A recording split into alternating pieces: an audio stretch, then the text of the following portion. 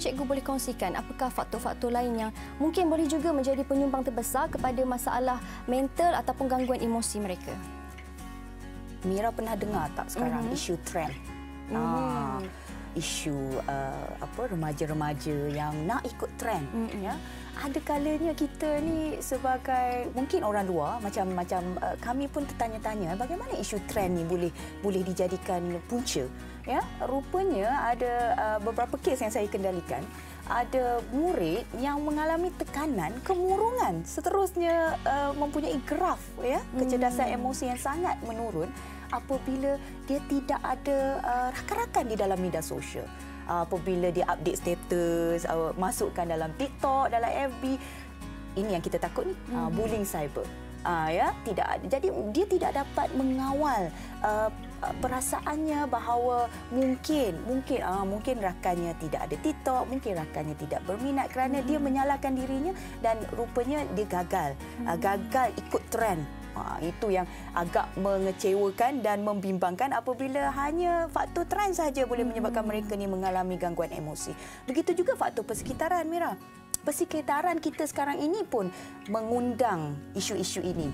Antaranya apabila ibu bapa menjadikan kepandaian anak-anak, kehebatan anak-anak jadi persaingan pula. Itu juga faktor yang mendorong kepada bagaimana mereka ini tidak mampu mengawal emosi dan akhirnya terjebak dengan isu-isu kecelaruan mental.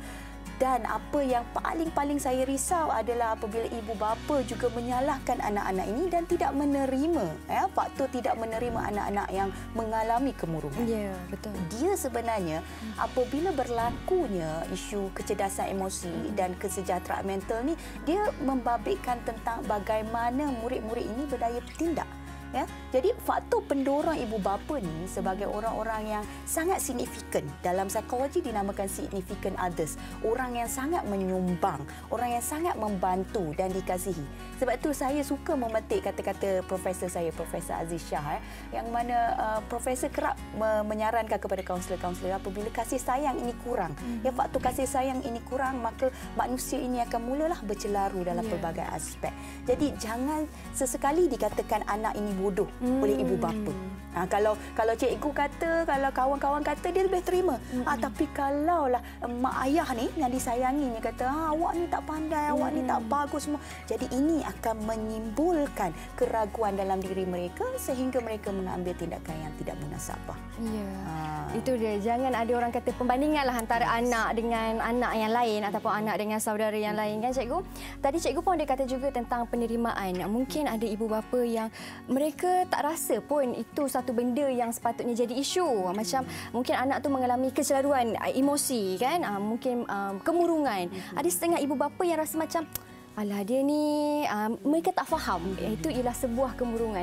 Jadi bagaimana cara untuk merawat tu, cikgu? Sebab macam kita tahu, kemurungan itu sebenarnya ialah satu silent killer. Yes. Dia membunuh secara senyap kerana dia di dalaman, kan cikgu? Jadi bagaimana cara untuk kita merawat mereka yang mungkin sedang mengalami masalah emosi dan juga mental? Pandai, Mira. Silent killer. Perkataan itu memang membimbangkan. Kerana apa yang berlaku adalah kesan yang paling utama ataupun rawatan yang perlu kami tanggani sekarang ini adalah bagaimana nak ubah persepsi mereka bahawa mereka ini adalah manusia yang cantik, yang sempurna, yang baik. Betul. Kerana mereka sudah ada distorsi kognitif, pemikiran yang sangat-sangat, kalau bahasa mudah, sengitlah anak-anak sekalian. Sengit. Mereka tidak boleh terima bila orang kata awak tak cantik. Ya, saya memang tak cantik. Awak tak bagus. Ya, saya memang tak bagus. Jadi rawatan yang kami buat daripada peringkat sekolah, kami ada satu ujian dinamakan ujian DAS. Ya, kita berkolaborasi dengan Kementerian Kesihatan Malaysia. Kita mengadakan satu ujian saringan. Ya, saringan PHQ dan juga GAD. Saya rasa semua-semua anak murid, semua-semua warga-warga sekolah tahulah. Tahun lepas kami serentak satu Malaysia mengadakan ujian saringan ini adalah untuk mengakses, membuat penilaian awalan bagaimana kecerdasan emosi dan kesejahteraan mental kanak-kanak ataupun sekolah rendah, sekolah menengah ini dapat mempengaruhi. Dan juga data ini kami dapati bahawa anak-anak murid kami, yes, ada kemurungan. kecenderungan tersebut dan kita dapat rawat dengan cara mengadakan sesi kaunseling. Itu yang pertama. Yang keduanya, kami membuat penilaian semula melalui pakar psikologis dengan dirujuk dan kami membuat konsultasi juga bersama ibu bapa supaya ibu bapa dapat faham bahawa mereka ini bukan mempunyai penyakit yang orang kata mudah nak dirawat, tetapi mampu dirawati jika anda semua faham bahawa mereka ini hanya inginkan sokongan dan bantuan, terutama ibu bapa. Dan kemudian sekiranya graf kecerdasan emosi selepas mereka bersama dengan kami melalui sesi kaunseling sama ada individu atau kelompok, dan kami membuat pula intervensi secara terbuka jika masih lagi mengalami tekanan tersebut, jadi kita merujuk pula kepada pakar di hospital. Dan saya sangat berterima kasih kepada semua pakar di Malaysia ini. Mereka sangat hebat dalam menerangkan kepada kaunselor-kaunselor dan juga helper, facilitator bahawa apabila intervensi awal dilakukan, insya-Allah murid itu mampu pulih. Saya sendiri suka menggunakan satu teknik dinamakan cognitive behavior therapist. Mira cuba bernafas cara biasa sekarang. Biasa saja kan? Yeah. Okey. Jika kita mengalami sebarang bentuk panik, contohnya ketakutan dalaman yang kita tak boleh nak kontrol, CBT adalah satu teknik yang ada satu teknik relaksasi. Mira boleh gunakan. Yang mana tekanan di pernafasan kita memberi oksigen yang sebaiknya dalam 7 saat dan kita akan rasa seluruh organ badan kita memberikan maklumat bahawa it's okay.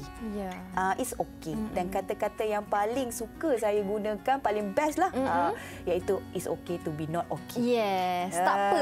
Kalau tak okey, tak apa. Yes, kita cuba. Tetapi dalam masa sama, rawatan yang paling mudah untuk kita assess kepada murid-murid adalah rawatan berbentuk terapi dan teknik psychological. Saya tidak sarankanlah, saya tidak kata saya tidak, saya menolak, tetapi saya sebolehnya kalau mampu memang kita gunakan terapi ini dulu sebelum kita menggunakan psychoclinical.